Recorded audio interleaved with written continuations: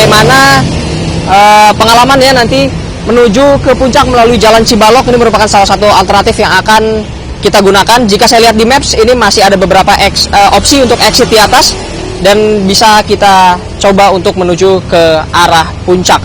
Ikuti saya. Fenomena premanisme berkedok penunjuk jalan di kawasan Puncak Jawa Barat ini memang sudah kerap terjadi. Apalagi dikala kondisi lalu lintas menuju kawasan wisata ramai kendaraan.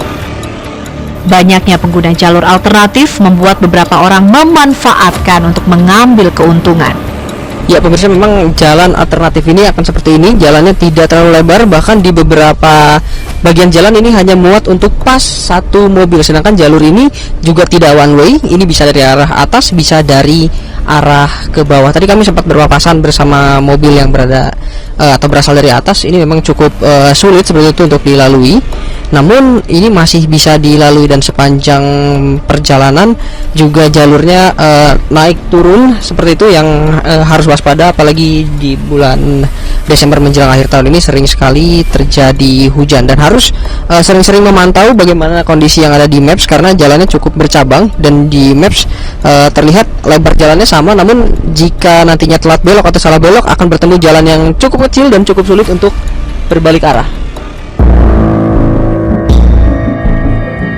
Razia dan imbauan terus dilakukan oleh petugas keamanan agar masyarakat lebih berhati-hati dan tidak mudah tergoda oleh tawaran joki jalur alternatif.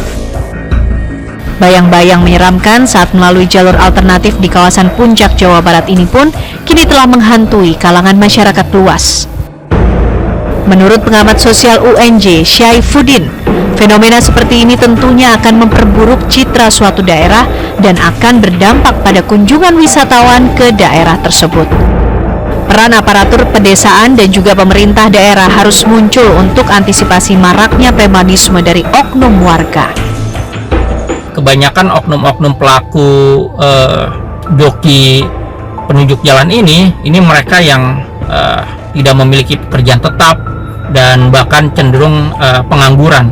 Nah, ketika mereka tahu ada momentum puncak libur masyarakat di lokasi wisatanya, ini kemudian dimanfaatkan untuk dia mencari sumber pendapatan ekonomi yang menguntungkan dirinya ataupun mungkin kelompoknya, dan kemudian melakukan tindakan pemerasan bahkan sampai perilaku premanisme yang berujung tindakan kriminal.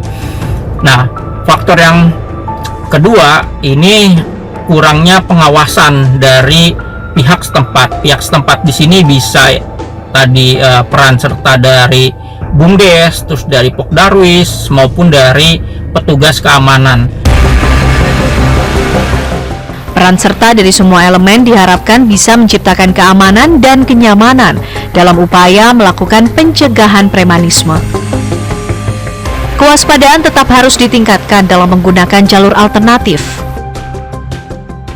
Dan tentu ini semua bisa disiasati melalui peran serta dari semua elemen masyarakat, termasuk juga aparat keamanan, sehingga objek-objek wisata itu bisa didatangi oleh banyak wisatawan karena adanya kenyamanan, terus kemudian tidak adanya tindakan premanisme, dan tentunya efek dari banyaknya wisatawan ini akan menambah pendapatan dari masyarakat lokal sendiri. Jasa joki penunjuk jalan bak penyakit akut yang tak kunjung sembuh. Walau sudah diberi obat dan sanksi hukum, namun perubahan pola pikir harus tetap dilakukan. Kondisi padatnya kendaraan harus dijadikan sebagai sumber pendapatan dengan memberi kenyamanan.